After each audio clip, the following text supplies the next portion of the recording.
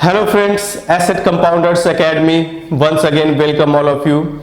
आज हम लोग एक ऐसे स्टॉक के बारे में देखेंगे, एक ऐसा पीएसयू बैंक जो चंद महीनों में लोगों के पैसे को डबल कर गया है, डबल कर दिया है। और क्या ये स्टॉक आने वाले कुछ दिनों में, कुछ सालों में ऐसे ही बढ़ता रहेगा या फिर इन्वेस्टर को अपना पैसा इसमें से निकाल लेना चाहिए? उस स्टॉक का नाम है फ्रेंड्स एसबीआई। सही सुना आपने, पीएसयू बैंक। कितने पीएसयू बैंकों को आपने देखा है कि वो पिछले 10 साल में डबल हुए हैं? एक, सिर्फ एक, और वो है एसबीआई। ठीक है, एसबीआई ऐसा स्टॉक जो पिछले 6-7 महीनों में मतलब दिल खोल करके अपने इन्वेस्टर को खुश किया है और इन्वेस्टर बल्ले बल्ले कर रहे हैं। भैया आप बाई करना है, क्या बाई करना है? एसबीआई। चलो बाई कर लो। आपको कौन सा शेयर बाय करना है भैया? एसबीआई। अच्छा, एक स्टॉक बताइए जिसको आपको बाय करना है। हर तरह एसबीआई एसबीआई। क्या ये एसबीआई और भी बढ़ता रहेगा या फिर अब इसका खेल या मूवमेंट जो है वो खत्म होने वाला है? जी हाँ, इस सारे डाउट को क्लियर करेंगे आज हम अपने इस वीडियो में और देखेंगे टेक्निकल एनालिसिस एसबीआई का। क्या ये एसबीआई 1000 रुपए होगा या वापस जो उसका रेंज है 250 का उसमें आएगा? ओके, तो सबसे पहले शुरू करते हैं हम। अब फ्रेंड्स, हमारे सामने एसबीआई का टेक्निकल चार्ट ओपन हुआ है। फिलहाल हम लोग 1 डे का चार्ट यहां पे देख रहे हैं। ये जो चार्ट है हमारे पास 1 डे का चार्ट है, ये 1 डे का चार्ट है। और अब हम लोग देखेंगे कि इस 1 डे के चार्ट में परफॉर्मेंस कैसा है। इसके बाद वीकली चार्ट पे भी देखेंगे कि क्या ये आने वाले 5 साल में कहां जाएगा या फिर ऊपर नीचे कहा। ठीक है, 1 डे का चार्ट है। इसके बाद हम लोग वीकली चार्ट भी परफॉर्म करेंगे। 1 डे के चार्ट पे परफॉर्मेंस देखते हैं। पहला जैसे हमने देखा, जो इसका रेजिस्टेंस लेवल था बार बार आता था, बार बार डाउन, बार बार आता था डाउन।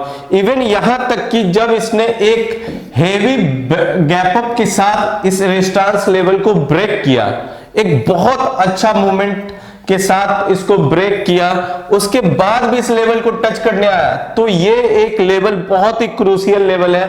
और जो ये लेवल है उसका वो कौन सा प्राइस है फ्रेंड्स? 334। हाँ, और ये प्राइस बहुत बार आया है एसबीआई के ट्रेडिंग चार्ट में, टेक्निकल एनालिसिस में 2015, 16, 17, 18 बहुतों बार ये प्राइस ये टच करता रहा है, लेकिन सस्टेन नहीं कर पाया वहां पे। इवन वहां से वो 160 रुपए भी आया, 150 भी आया, लेकिन आज वो कहां है? 511। तो बहुत अच्छा मूव दिया है, बहुत अच्छा रिटर्न दिया है। बहुत अच्छा रिटर्न तो बहुत स्टॉक ने दिया है, लेकिन इसके साथ खासियत क्या है? ये एक ऐसा पीएसयू बैंक है जो इकलौता बढ़ता आया है और अच्छा अर्निंग और अच्छा रिटर्न देता आया है। तो हम लोग आगे जानेंगे कि क्या ये ऐसा ही रिटर्न देता आएगा। सबसे पहला रीजन, अभी बैंक, आप बैंक में पैसे रखते हो, आप 2 साल 3 साल पहले जाकर के देखो कि एक बैंक है पीएसयू बैंक। चलो बैंक में पैसा रखा हमने, 3-3.5% का सेविंग अकाउंट में दे रहा है और हमने उसको एफडी कराया, 6-6.5% का रिटर्न दे रहा है, 7% का कोई कोई दे रहा है रिटर्न।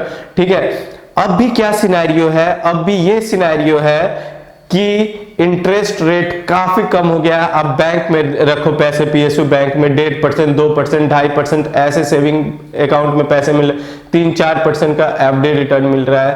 तो क्या लोग इतने सारे जो अब पैसा है वो बैंक में रखना चाहेंगे या नहीं चाहेंगे? बैंक पे पैसा अगर है, इंटरेस्ट रेट कम पे कर रहा है, तो बैंक पे लोड कम है। क्यों? अब जब बैंक पे लोड कम है तो सारा का सारा जो इंटरेस्ट वो पब्लिक में बांट रहा था, अब उसके पास वो पैसे बचेंगे, तो रिजल्ट अर्निंग सही आ रहा है। अभी सारा का सारा पैसा, मैक्सिमम पैसा अभी जो मार्केट का भी इसमें क्या सिनेरियो है, मार्केट बहुत लोगों को ओवर वैल्यूड दिख रहा है, कब गिर जाए वो भी अनसर्टेन है। एक्सट्रीमली ओवर वैल्यूड मार्केट चल रहा है, तो लोगों ने मैक्सिमम अपना पैसा अभी मान के चलो कि बैंक में डाला हुआ है और अर्निंग बढ़ रहा है। बैंक में मैक्सिमम पैसा भी है और इंटरेस्ट बैंक को कम भी देना पड़ रहा है, तो बैंक के पास लिक्विडिटी भी आ गई है और बैंक इंटरेस्ट रेट कम भी दे रहा है, मतलब उसकी प्रॉफिटेबिलिटी भी बढ़ रही है। तो इस कारण से फ्रेंड, इस कारण से बैंकों का रिजल्ट अभी अच्छा आ रहा है। जैसे ही मार्केट अच्छा परफॉर्म करने लगेगा, अपने जो रियल ट्रेंड है उसमें आ जाएगा, एक करेक्शन में हेवी करेक्शन आएगा, हर स्टॉक्स का पी अपने जो अर्निंग है उसको मैच करने लगेगा।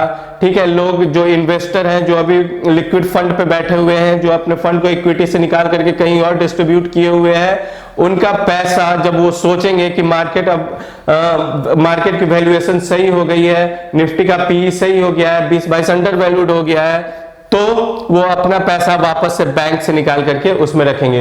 तो बैंक क्या करेगा? बैंक ये करेगा कि उसके पास अब वापस से लिक्विडिटी कम होने लगेगी, वो चाहेगा कि अब मेरे पास पैसा और आए। तो पैसा कैसे आ सकता है? पैसा आ सकता है लोगों को लुभाने से। तो वो क्या करेगा? हर बैंक क्या करेगा? धीरे धीरे अपना इंटरेस्ट रेट बढ़ाते जाएगा। इंटरेस्ट रेट बढ़ाएगा तो बैंकों का जो अभी प्रॉफिटेबिलिटी है वो काफी कम हो जाएगा, कम होगा। उसके बाद ये स्टॉक फिर भैया, तो पीएसयू के बैंक का तो कहानी जानते ही हो, एक स्कैम खत्म नहीं हुआ, दूसरा स्कैम, दूसरा खत्म नहीं हुआ, तीसरा स्कैम, यही चलता रहता है उनमें। एक स्कैम सामने आया, लो बंटाधार। पीएनबी देखा आपने क्या हाल हुआ? ठीक है, तो ये तो था हमारा बेसिक सा। अब ये देखते हैं टेक्निकली क्या है। टेक्निकली भी कुछ गिरने का है। हाँ फ्रेंड, बहुत ही हेवी और बहुत ही रिवर्सल का अच्छा ट्रेंड और अच्छा पैटर्न इसने बनाया है, उस पर हम लोग अभी बात करेंगे। सबसे पहले हम लोग देखते हैं यहां ये जो टॉप इसने बनाया फ्रेंड, ये जो टॉप पे हम लोग अभी गौर करेंगे। ठीक है, ये जो टॉप है हमारे पास, अब यहां पे गौर से देखते हैं क्या इसके ऊपर आज तक हाई है। ये है ऑल टाइम हाई एसबीआई का। ये क्या है फ्रेंड? ये है ऑल टाइम हाई एसबीआई का, लगभग 545 का ये ऑल टाइम हाई है। ठीक है, 540 मान करके चलो आप, 540 का ये ऑल टाइम हाई है। इसके ऊपर आज तक पूरे हिस्ट्री में इसने कभी हाई नहीं बनाया। हाँ, अभी मैं 2010 के बाद का चार्ट का बात कर रहा हूं। ठीक है, तो ये इसका हाई है। अब रिसेंटली कभी 5 सालों में, 7 सालों में इसने इसके ऊपर कोई प्राइस नहीं बनाया। अब उसके बाद क्या हमने देखा? ये रेड बार और ये जबरदस्त सेलिंग। मतलब क्या यहां पे फ्रेंड, ये जो है हमारा बॉडी, इस बॉडी का शैडो काफी बड़ा है फ्रेंड। इस बॉडी का शैडो काफी बड़ा है। ये आप शैडो देखो, इसका काफी बड़ा इसने शैडो बनाया है। मतलब बायर और सेलर के बीच में जबरदस्त जंग हुआ और उस जंग में नेक्स्ट डे किसकी जीत हुई? सेलर की। अगर ये यहां नहीं रुकता और एक ग्रीन कैंडल बनता और ऊपर बढ़ता जाता तो जीत किसकी होती फ्रेंड? बायर की। लेकिन यहां पे कौन जीता? यहां पे जीता है सेलर, क्योंकि इस बार के बाद एसबीआई का एक डाउन ट्रेंड शुरू हो चुका है। एसबीआई डाउन ट्रेंड शुरू, अभी तक यहां पे बढ़ता था, बढ़ते। ठीक है, हमेशा क्या है? हमेशा यहां पे बायर डोमिनेंट रहा है। एक एग्जांपल और मैं आपको देना चाहूंगा, बायर डोमिनेंट कैसे है, वो एग्जांपल ये है। अब यहां पे आप लोग गौर से देखो फ्रेंड, यहां भी बॉडी काफी छोटी है, काफी छोटा बॉडी बना है। लेकिन उसके बाद क्या है? उसके बाद एक ग्रीन कैंडल और फिर बुल। यहां भी क्या है? एक हेवी सेलिंग आया। ओके, अब लोगों को लगा क्या कि अब एसबीआई टूटेगा, लेकिन एक कैंडल से कभी कुछ डिसाइड नहीं होता। ठीक है, यहां पे फिर से क्या है? बॉडी बहुत छोटा बना, शैडो काफी बड़ा, और उसके बाद ये ग्रीन कैंडल और ये बुल रन। ओके, बट अब सिनेरियो बिल्कुल अपोजिट हो चुका है। यहां पे क्या है फ्रेंड? यहां पे हमारे पास एक छोटा बॉडी और शैडो बड़ा बना है। उसके बाद रेड कैंडल, देन एक flat candle, again red and again red. Okay, तो इससे हम लोग क्या पता लगा रहे हैं? यहां पे बेसिकली इसने एक हैमर भी बनाया है। इस हैमर का इंडिकेशन क्या है मैं यहां पे एक्सप्लेन नहीं करूंगा। मेरे चैनल के दूसरे वीडियो में हैमर एक्सप्लेन किया हुआ है, आप उसको जाकर के वॉच कर सकते हैं। डिस्क्रिप्शन में इसका लिंक दिया हुआ है। ओके, तो ये जो है, अब इसके बाद भी यहां पे हेवी फॉल आएगा, प्रोबेबिलिटी ज्यादा है, क्योंकि ये परफेक्ट डाउन ट्रेंड में आ चुका है। दूसरा सिनेरियो क्या है? मार्केट भी अभी ओवर वैल्यूड है। ओवर वैल्यूड है, और मार्केट जैसे जैसे गिरता जाएगा वैल्यू इन्वेस्टर मार्केट में बढ़ते जाएंगे, जितना ज्यादा करेक्शन आएगा वैल्यू इन्वेस्टर बढ़ते जाएंगे। ऐसे बहुत सारे इन्वेस्टर हैं जो सोच रहे हैं भैया इसका पी ये बहुत अच्छा है, पीडीलाइट का स्टॉक बहुत अच्छा है, 150 का पी चल रहा है, ओके 150 का पी है, अब जैसे पीडीलाइट 40 के पी पे आएगा लोग उसमें फंड लगाएंगे, करेक्ट।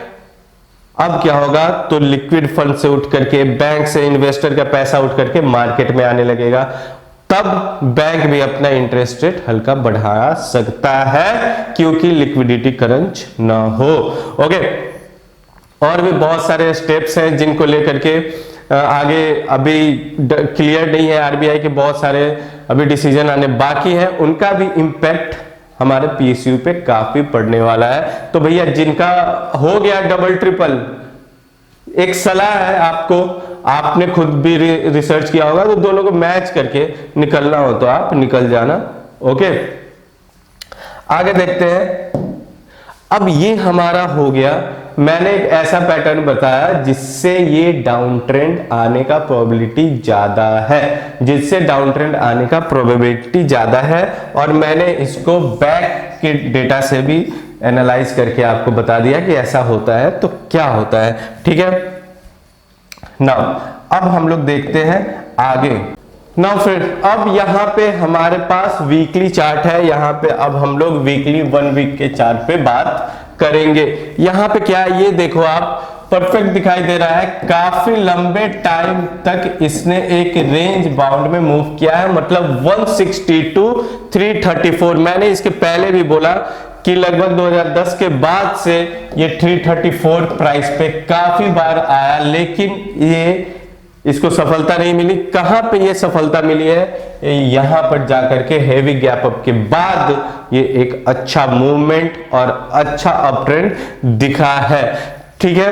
पैंडेमिक चल रहा है, कोई ऐसा खास अर्निंग नहीं है, तो भैया ये बढ़ क्यों रहा है, इतना बड़ा क्यों, ब्रेकआउट क्यों आया, ऐसा कोई अर्निंग, हाँ फ्रेंड इंटरेस्ट रेट कम, ठीक है। अब यहां पे देखो interest rate come and market extremely over valued, ठीक है। ये दो मेन रीजन है इनके अर्निंग के, ओके। नाउ अब आगे बढ़ते हैं, अगर इसमें फॉल आया तो कहां तक आ सकता है। जैसा हम लोग सबसे पहला सपोर्टिंग लेवल जहां पे ज्यादा चांस है कि वो आने के बाद थम जाएगा, वो है एसबीआई का 334 का लेवल, प्रीवियस लेवल, ठीक है। अब ये प्रीवियस लेवल क्यों, अब देखो ये बहुत लंबे टाइम तक एक रेंज में घूम गया 160 टू 334, ठीक है। अब ये क्या है, एक नया रेंज बनाएगा, मेरे अकॉर्डिंग वो रेंज होना चाहिए 550 से 350, 350, 550, 350, 550, तो अगले 5 साल 7 साल तक वो इसी रेंज में मूव करना चाहिए। भैया ये पीएसयू बैंक है, ठीक है, पीएसयू बैंक है, नाम ही काफी है कि ये क्या रिटर्न आगे आपको देने वाला है, ठीक है। तो ये जो इसका अगला रेंज होगा फ्रेंड, वो रेंज हो सकता है 550 टू 350 का, तो मे बी जो मेरा फर्स्ट टारगेट है डाउन साइड का वो है 350 का, वो है 350 का, जो इसका प्रीवियस सपोर्टिंग लेवल है, ठीक है। यहां पे ये आकर के पहले सपोर्ट किया, और उसके पहले ये हमेशा एक बहुत अच्छा रेजिस्टेंस लेवल का काम करता था, ठीक है। तो इस चार्ट के अकॉर्डिंग हम लोग हमेशा देख रहे हैं कि यहां पे आकर के ये पहले बहुत मजबूत रेजिस्टेंस लेवल था, अब ये बहुत स्ट्रॉन्ग सपोर्टिंग लेवल साबित होने वाला है। इन केस अगर उसको भी ब्रेक किया फ्रेंड, तो क्या टारगेट होगा, तो उसके बाद जो सबसे जबरदस्त और सबसे मजबूत सपोर्टिंग लेवल है जिसके नीचे जाना बहुत ही मुश्किल है, ठीक है, वो है 230 का, वो है 230। तो मैं भी अगर मार्केट में बैंक निफ्टी में हेवी फॉल आता है, सेंसेक्स में हेवी फॉल आता है, तो फर्स्ट टारगेट है मेरा 350, और उसके बाद भी अगर मार्केट रुका नहीं, उसमें करेक्शन आता चला गया, तो सेकंड टारगेट है 230। तो आप लोग खुद एनालाइज करो, खुद ट्रेड को देखो, अपने फाइनेंशियल एडवाइस से एडवाइस लो और मेरे प्रेडिक्शन को मैच करो, तो 230 पे आपको जो उतना इन्वेस्ट करना है आप कर सकते हो। 350 पे आप अपने फंड को 65% तक डिप्लॉय कर सकते हो। अगर आपके पास, आप सोच रहे हो कि एसबीआई 1 लाख का बाई करना है, तो 65,000 का आप 350 पे बाई कर सकते हो फ्रेंड्स। ठीक है, तो ये रहा ओवरऑल एसबीआई का आज का एनालिसिस। ऐसे ही 2 और बैंक जिनका आपको काफी टाइम से वेट होगा कि कोई ऐसा वीडियो आए, कोई ऐसा सजेशन आए कि मैं इसमें फंस गया या मुझे इसमें बाय करना है, वो सारे डाउट मैं क्लियर करूंगा। 2 पीएसयू बैंक का एनालिसिस और आने वाला है, ये एक सस्पेंस है। तो हमारे asset compounders academy private limited को आप लाइक करें, शेयर करें, सब्सक्राइब करें। Thank you so much.